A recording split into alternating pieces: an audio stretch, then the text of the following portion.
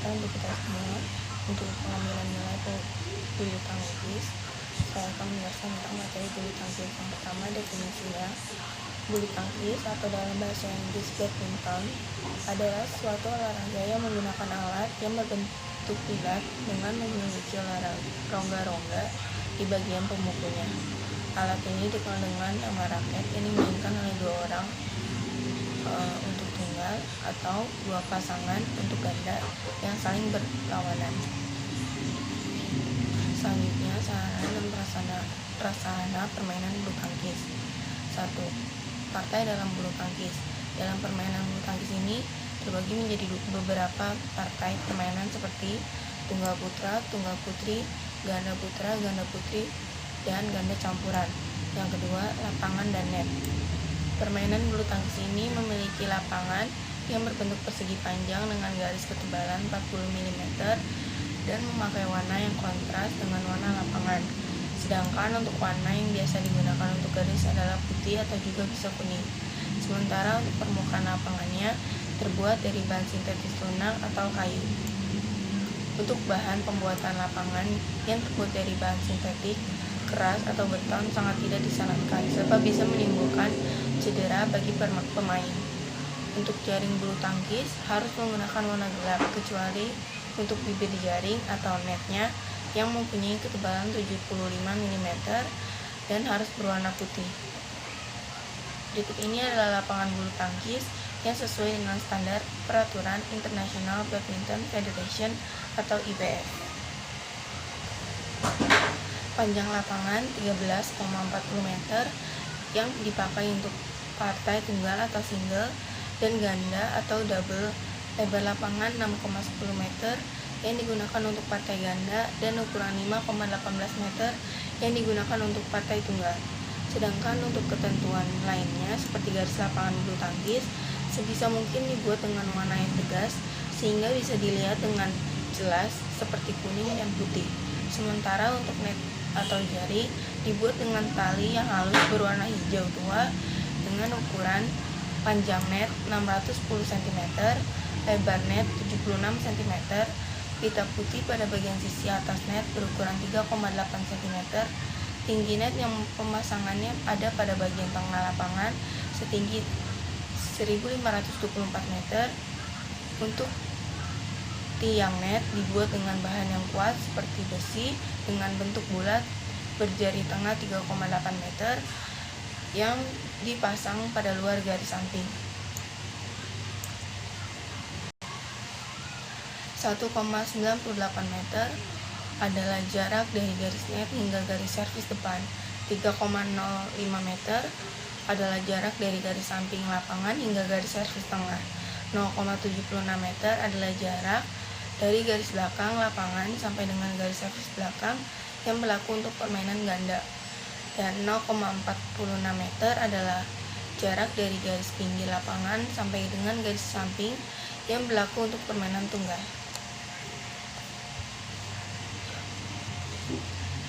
Yang ketiga, raket. Untuk raket tradisional bulu tangkis terbuat dari bahan dasar kayu atau juga bisa aluminium dan logam ringan lainnya. Namun untuk bahan raket sekarang yang sering digunakan untuk bulu tangkis profesional berbahan komposit serat karbon atau plastik bertulang grafit. Serat karbon ini dipilih karena sangat kuat pada perbandingan berat, lebih kaku dan memberikan perpindahan energi kinetik yang besar sehingga cara memegang karet bulu tangkis bisa lebih nyaman dan kuat. Akan tetapi untuk raket bulu tangkis standar yang biasanya digunakan para pemula juga masih banyak yang terbuat dari baja atau aluminium untuk sebagian atau keseluruhan bahan raket. Pada gabus tersebut ditanam bulu angsa berjumlah 14-16 helai dengan garis tengah gabus 25-28 mm dan untuk berat kok standar adalah 4,73 hingga 5,50 gram. 4. Senar. Senar menjadi salah satu perlengkapan bulu tangkis terpenting sesudah raket yang sangat diperhatikan permainan bulu tangkis. Jenis senar yang sangat bervariasi juga sangat berpengaruh terhadap kelebihan dan kekurangan dari masing-masing jenis senar. Selain itu, tingkat awet atau tidaknya senar juga sangat bervariasi. Sedangkan untuk ketebalan senar raket Rata-rata adalah 21 ukuran dan diuntai dengan ketegangan 18 hingga 30 lebih IB. 5. Kok. Kok berperan sebagai bola pada setiap permainan bulu tangkis, dan untuk kok ini biasanya terbuat dari rangkaian bulu angsa dengan bentuk kerucut, terbuka, dan bagian pangkal yang berbentuk setengah bola dari gabus. Selain itu, dalam latihan atau pertandingan yang tidak resmi juga sering digunakan kok yang terbuat dari plastik. Yang keenam, sepatu dan pakaian. Percepatan saat di lapangan juga menjadi hal yang penting saat bermain bulu tangkis. Para pemain sangat membutuhkan pijakan yang kuat untuk mencengkram dengan baik.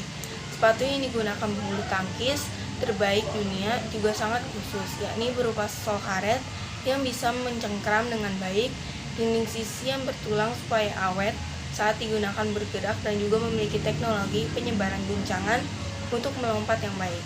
Sepatu menjadi alat paling penting sebab dalam permainan bulu tangkis melibatkan banyak stres dan ketegangan di area lutut dan pergelangan kaki, sehingga membutuhkan sepatu yang sangat khusus. Sedangkan untuk pemilihan kaos kaki yang harus mempunyai daya serap keringat yang baik dan tebal agar lebih empuk dan bisa mengurangi iritasi kulit karena gesekan kaki dengan sepatu. Untuk celana pendek atau kaos bisa dipilih dengan bebas, namun usahakan yang sejuk dikenakan dan bisa menyerap keringat dengan baik.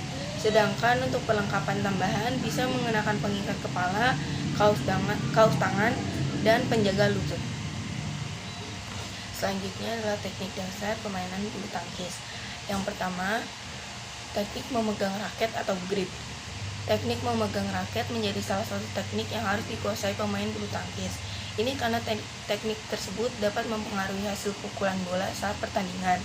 Selain itu, teknik memegang raket yang salah juga dapat menyebabkan cedera. Berikut teknik memegang raket bulu tangkis yang terbagi atas dua, yakni forehand dan backhand grip. Yang kedua, teknik pukulan. Permainan bulu tangkis harus memperhatikan teknik pukulan agar dapat memukul bola dengan benar. Biasanya, teknik yang digunakan adalah forehand. Berikut cara menerapkannya. Yang pertama, pegang raket dengan teknik forehand. Posisi kaki kiri berada di depan, sedangkan kaki kanan di belakang. Condongkan badan sedikit ke arah kanan, dan pukul bola dengan menggerakkan bahu ke depan. Yang ketiga, teknik gerakan kaki. Tidak hanya tangan, gerakan kaki juga harus lincah ketika bermain bulu tangkis. Tujuannya agar pemain dapat menghasilkan pukulan yang maksimal di lapangan. Teknik gerakan kaki yang benar dapat dilakukan dengan cara berikut. Tetapkan base atau starting point bila diperlukan, mundur maksimal 3 langkah, bergerak ke kanan atau ke kiri maksimal 1 langkah jika diperlukan. Pemain hanya boleh maju maksimal 3 langkah jika diharuskan maju. Yang keempat, ada posisi badan. Pemain bulu tangkis harus menerapkan posisi badan yang benar agar tetap seimbang ketika bermain. Posisi badan harus diperhatikan ketika memukul atau tidak memukul bola. Berikut posisi badan yang baik dan benar. Posisi badan ketika tidak memukul bola. Posisi badan bertumpu pada kedua kaki, tekuk lutut, lalu berdiri dengan ujung kaki hingga pinggang tegak. Buka kaki selebar bahu dengan posisi sejajar atau salah satu kaki di depan. Letakkan tangan yang tidak memegang raket di samping badan agar tidak mengganggu gerak. Posisi badan ketika memukul bola. Arahkan posisi badan sedikit menyamping ke arah net. Kaki kiri berada di depan kaki kanan. Posisi badan di belakang kok. Bahu kanan sedikit ditarik ke arah belakang. Lakukan pergantian posisi bahu kanan dan kaki kanan ketika melakukan pukulan. Yang kelima, teknik servis. Servis merupakan teknik bulu tangkis yang memukul kok ke depan, belakang, kanan, atau kiri ketika memulai pertandingan dan poin bertambah. Terdapat 2 jenis servis, diantaranya forehand dan backhand servis. Yang keenam, teknik mengembalikan servis. Sama seperti servis, teknik untuk mengembalikan servis lawan dalam bulu tangkis juga terbagi 2, yakni drop shot dan netting. Yang ketujuh, teknik smash. Smash adalah teknik bulu tangkis yang bertujuan untuk menyerang lawan. Teknik ini dilakukan dengan menggunakan lompatan tinggi sambil memukul kok ke arah lawan dengan kuat. Yang kedelapan, teknik overhead. Overhead dilakukan dengan cara yang sama dengan smash, namun overhead tidak memerlukan banyak daya pukul. Yang kesembilan, drive. Drive menjadi salah satu teknik andalan pemain ganda. Teknik ini dilakukan dengan memukul kok secara cepat dan mendatar. Tujuannya agar lawan tidak mengangkat raket dan tetap menerapkan posisi bertahan. Selanjutnya adalah induk organisasi permainan bulu tangkis di Indonesia dan internasional. Melonjaknya olahraga bulu tangkis seperti sekarang tentunya terjadi berkat peran badan induk atau organisasi utama secara global. Induk organisasi bulu tangkis dunia adalah BWF atau Badminton World Federation. Sebelumnya nama organisasi tersebut adalah IBF atau International Badminton Federation. Sedangkan induk organisasi bulu tangkis Indonesia adalah Persatuan Bulu Tangkis Indonesia atau disingkat menjadi PBSI. Demikian penjelasan dari saya. Mohon maaf bila ada kesalahan kata. Selamat pagi dan salam sejahtera bagi kita semua.